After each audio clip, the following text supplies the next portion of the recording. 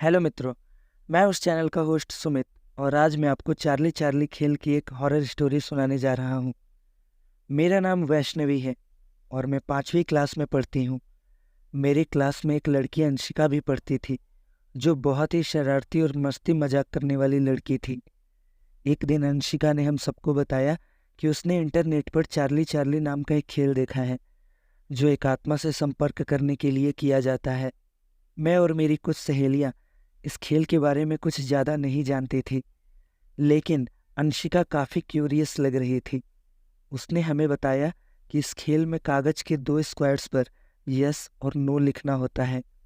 फिर उन्हें क्रॉस की तरह रखकर चार्ली नाम की आत्मा से सवाल करना होता है। आत्मा सवालों के जवाब यस या नो के स्क्वायर्स के द्वारा देती है। अंशिका ने कहा कि इस खेल के दौरान कई लोगों ने अजीबोगरीब घटनाएं घटित होती देखी हैं, जैसे अचानक से ठंडी हवाएं चलना, लाइट के चले जाना। हम सबको यह सुनकर डर लगने लगा, लेकिन साथ ही साथ जिज्ञासा भी बढ़ गई।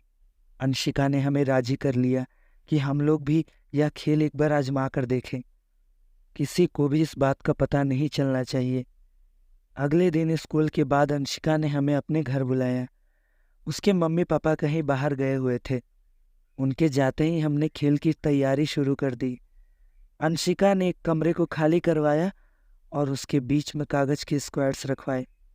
हम सभी उसके चारों ओर बैठ गए। मेरा दिल तेजी से धड़क रहा था और हाथ पैर थरथरा रहे थे।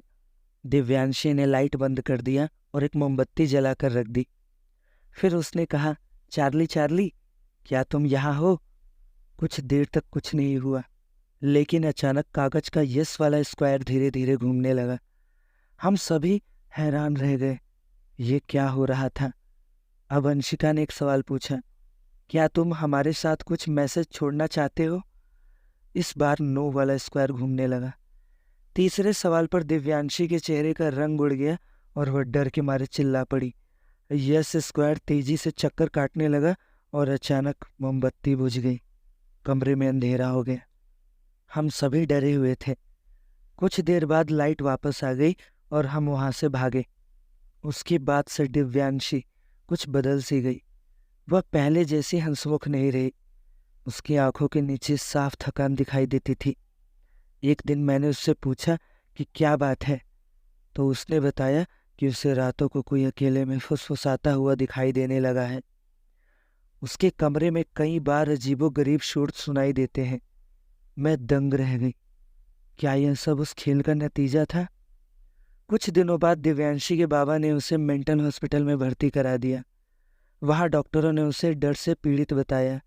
धीरे धीरे सच्चाई सामने आने लगी कि चार्ली चार्ली जैसे खेलों से दुष्ट आत्माएं हमारे जीवन में प्रवेश कर जाती हैं और हमें परेशान करती हैं। दिव्यांशी के साथ जो कुछ भी हुआ, उससे मुझे और अंशिका को बहुत सबक मिला। मैंने सोचा कि हमें कभी भी ऐसे खतरनाक खेलों के जरिए किसी अनजान ताकत को बुलाने की कोशिश नहीं करनी चाहिए। इससे हमारी जिंदगी खतरे में पड़ सकती है।